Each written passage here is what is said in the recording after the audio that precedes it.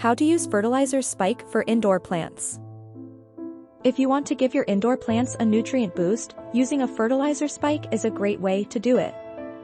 Fertilizer spikes are easy to use and provide a slow, steady release of nutrients that can help your plants grow strong and healthy. Here's a guide on how to use fertilizer spikes for indoor plants. When to use fertilizer spikes. Fertilizer spikes are most commonly used during the growing season, from spring through summer.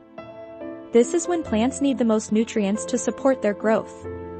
However, you can also use fertilizer spikes in the fall to help your plants recover from the summer heat and prepare for winter. How to use fertilizer spikes. Using fertilizer spikes is easy.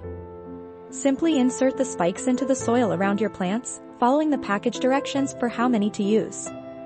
The nutrients in the fertilizer will then be released into the soil, where they can be absorbed by the roots of your plants. Fertilizer spikes are a convenient way to give your plants the nutrients they need. By following these tips, you can ensure that your plants get the best possible care. Thanks for watching. Don't forget to subscribe.